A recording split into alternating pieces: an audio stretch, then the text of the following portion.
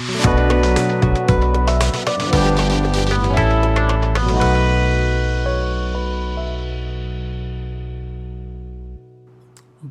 में यानी पाकिस्तान, इंडिया, बांग्लादेश और इस तरह साउथ एशिया के दूसरे मुल्कों में ख़ास तौर पे ये जो सियासी जमातों से इलेक्ट किए हुए लेजिस्लेटर्स की डिफेक्शन है या अपनी पार्टी को छोड़ के किसी दूसरी पार्टी को सपोर्ट करने का फिनोमेना है, ये बहुत दिलचस्पी का बायस रहा है तारीख़ी तौर पे। और हर मुल्क ने इसके बारे में कोई ना कोई एक कॉन्स्टिट्यूशनल या लीगल प्रोविजंस की हुई है। अभी चंद दिन पहले यानी 24 अप्रैल को एक दिलचस्प फिनोमेना इंडिया में देखा गया, जब वहाँ की राज्यसभा यानी जो अपर हाउस है उनका, उसके अंदर आम आदमी पार्टी के टोटल रिप्रेजेंटेशन तो 10 है, लेकिन उस 10 में से 7 लोगों ने अपनी पार्टी को छोड़ के दूसरी पार्टी यानी भारतीय जनता पार्टी जो कि रूलिंग पार्टी है उसके अंदर अपनी पार्टी को मर्ज कर दिया। और ये दिलचस्प फिनोमेना ये है क्योंकि ये कॉन्स्टिट्यूशन में इसकी इजाज़त है कि अगर किसी पार्लियामेंट्री पार्टी की 2/3 मेजॉरिटी किसी दूसरी पार्टी के साथ मर्ज हो जाए तो उसके ऊपर डिफेक्शन क्लॉज लागू नहीं होती। अगर कोई 1 या 2 मेंबर डिफेक्ट कर जाते हैं और दूसरी पार्टी में शामिल हो जाते हैं तो फिर उनके ऊपर डिफेक्शन क्लॉज बनती है और वो डिस्क्वालीफाई हो सकते थे।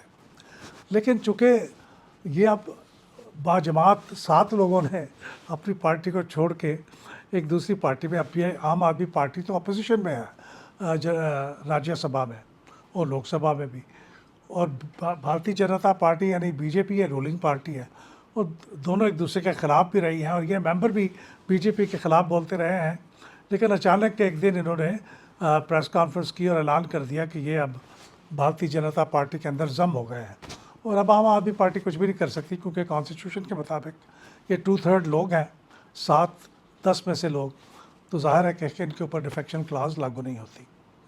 इससे मुझे ये याद आया कि शायद पाकिस्तान के लोगों को ये दिलचस्पी हो कि यहाँ पे डिफेक्शन की क्या सूरत हाल है। अच्छा, पाकिस्तान में डिफेक्शन, कोई लोग एक पार्टी को छोड़ के दूसरी पार्टी में शामिल हो जाए, इसके बारे में ऐसी कोई प्रोटेक्शन नहीं है कि अगर आप एक पार्टी की मेजॉरिटी 2/3 दूसरी पार्टी में जम हो जाए तो उनके ऊपर डिफेक्शन के कवानीन का इतलाक़ नहीं होगा। ऐसी कोई बात नहीं पाकिस्तान के हद तक। वो कितने भी लोग हैं अगर वो डिफेक्ट करके दूसरी पार्टी में चले जाएँ तो उनकी डिस्क्वालिफिकेशन की जो क्लॉज है वो वैसे की वैसी रहेगी, उनके ऊपर अप्लाई होगी। पाकिस्तान में डिफेक्शन की जो हिस्ट्री है वो बड़ी दिलचस्प है। जब 1973 का कॉन्स्टिट्यूशन बना था तो उस वक्त कोई ऐसा कानून आइन के अंदर नहीं लिखा हुआ था कि अगर कोई आदमी अपनी पार्टी को छोड़ के किसी दूसरी पार्टी में चला जाता है, कौमी असम्बली का मेंबर, सूबाई असम्बली का मेंबर, सेनेट का मेंबर, तो वो डिस्क्वालीफाई हो जाएगा। ऐसी कोई चीज़ नहीं थी। तो आप अपनी पार्टी को छोड़ के दूसरी पार्टी में जा सकते थे। और यही काम बहुत से ऐसे मुल्कों में है जहाँ जमहूरियत पुख्ता हो चुकी है। मसलन बरतानिया में भी यही सूरत हाल है। वहाँ पे लोग एक पार्टी छोड़ के दूसरी पार्टी में चले जाते हैं, लेकिन ये बहुत कम होता है। और जब ये होता है तो फिर इसके ऊपर एक्शन कोई हुकूमत या अदालत या वहाँ का इलेक्शन कमीशन नहीं लेता, फिर वहाँ के जो वोटर्स हैं उसकी कॉन्स्टिट्यूंसी के वो ही लेते हैं और उनको फिर उसका नुकसान उठाना पड़ता है अगले इलेक्शन में या उससे भी पहले। लेकिन डिफेक्शन के लिए कोई पनिशमेंट उनके आइन के अंदर नहीं है। लेकिन पाकिस्तान के अंदर भी यही सूरत हाल थी, कोई नहीं था।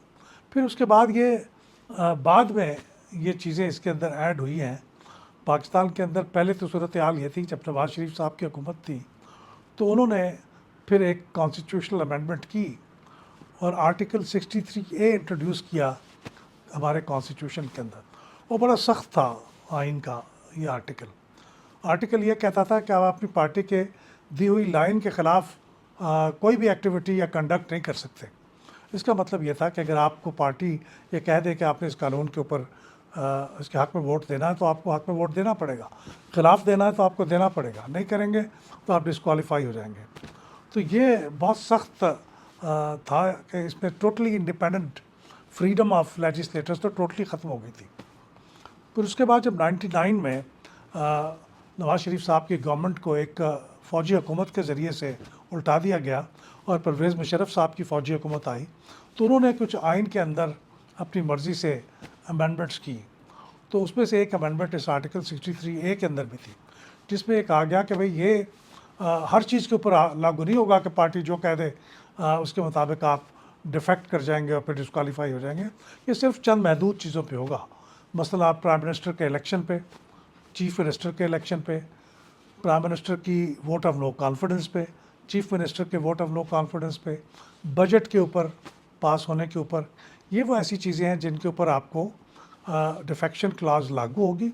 बाकी आप आम कानून के अंदर अगर आप अपनी मर्ज़ी से अपनी पार्टी के फैसले के ख़िलाफ़ ही वोट दे देंगे तो भी आपके ऊपर डिफेक्शन क्लाज लागू नहीं होगी। इसके बाद फिर ये कोई थोड़ा सा बैलेंस था। यानी शुरू में तो बिल्कुल कोई पाबंदी नहीं थी, फिर जब आर्टिकल 63 इंट्रोड्यूस हो गया तो बहुत सख्त था। तो ये परवेज़ मुशर्रफ साहब के ज़माने में एक बैलेंस सा इंट्रोड्यूस हुआ। ये मोर और लेस ये अभी भी ये बैलेंस मौजूद है। इसमें एक एडिशन हुई है कि आप कॉन्स्टिट्यूशनल अमेंडमेंट के हक़ में और उसके ख़िलाफ़ भी अपनी पार्टी की मर्ज़ी के ख़िलाफ़ वोट नहीं दे सकते, और ये बात हुई 18th अमेंडमेंट के अंदर, ये ऐड हुआ। बाकी प्रोविजन वैसे की वैसी रहे। दरमियान में एक चैलेंज ये उठा कि आर्टिकल 63A के तहत अगर कुछ मेंबर्स किसी पार्टी के लेजिस्लेटर्स अपनी पार्टी के हुक्म के ख़िलाफ़, उसकी एडवाइस के ख़िलाफ़ वोट ऑफ कॉन्फिडेंस या वोट ऑफ नो कॉन्फिडेंस में वोट दे दें तो क्या उनका वोट काउंट भी होगा? ये तो ठीक है कि उनके ख़िलाफ़ कार्रवाई होगी और वो डिस्क्वालीफाई हो जाएंगे, लेकिन उनका वोट काउंट होगा? तो इसके ऊपर सुप्रीम कोर्ट ने एक रूलिंग दे दी कि बिल्कुल उनका वोट काउंट नहीं होगा। और इसी डिफेक्शन की क्लास का फ़ायदा लेते हुए हमज़ा शहबाज शरीफ इलेक्ट हो गए थे चीफ मिनिस्टर पंजाब के, जब पीटीआई के बहुत से मेंबर उनके हक़ में उन्होंने वोट दिया था पीएमएलएन को।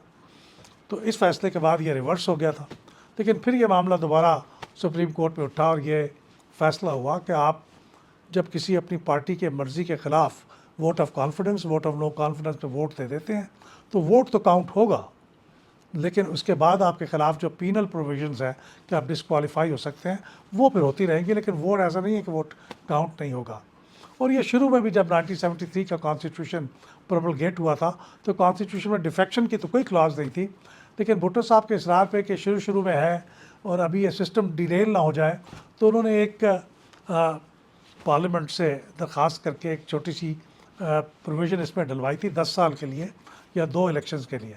उसके मुताबिक ये था कि जो पार्लियामेंट के मेंबर्स अगर किसी प्राइम मिनिस्टर के ख़िलाफ़ वोट ऑफ नो कॉन्फिडेंस में वोट देंगे तो उनका वोट काउंट होगा अगर जिस पार्टी से वो ताल्लुक़ रखते हैं उस पार्टी की मेजॉरिटी भी उनके ख़िलाफ़ वोट दे रही है। और अगर पार्टी की मेजॉरिटी किसी और, उनका रुझान ये है कि वोट ऑफ नो कॉन्फिडेंस पे वोट नहीं देना प्राइम मिनिस्टर के ख़िलाफ़, लेकिन कुछ लोग वोट दे देते हैं, तो फिर वो उनका वोट काउंट नहीं होगा, उनके ख़िलाफ़ भी कार्रवाई तो नहीं होगी। तो ये एक इंडिया और पाकिस्तान का एक दिलचस्प कंपैरिजन है, और इसका ख्याल मुझे इसलिए आया कि इंडिया में एक वाक़या रूनुमा हुआ है। आम आदमी पार्टी और उसकी क़यादत बहुत गुस्से से दांत पसीज रही है, लेकिन ज़ाहिर है कि कॉन्स्टिट्यूशन के अंदर ये प्रोविज़न है तो अब क्या किया जा सकता है।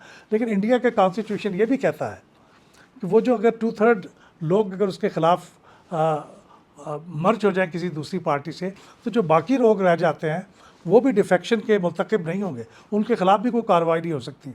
जो मर्ज हो गए वो तो दूसरी पार्टी में चले गए, और जो माइनॉरिटी रह गई, यानी कि अब 3 मेंबर आम आदमी पार्टी के अभी भी राज्यसभा के मेंबर हैं, तो ठीक है मेजॉरिटी उधर चलेगी, लेकिन इसका मतलब ये नहीं कि वो जो माइनॉरिटी रह गई है उन्होंने चूँकि रिफ्यूज़ किया उनके साथ जाने से, मर्ज होने से, तो उनके ख़िलाफ़ कार्रवाई होगी, नहीं उनके ख़िलाफ़ कार्रवाई नहीं होगी।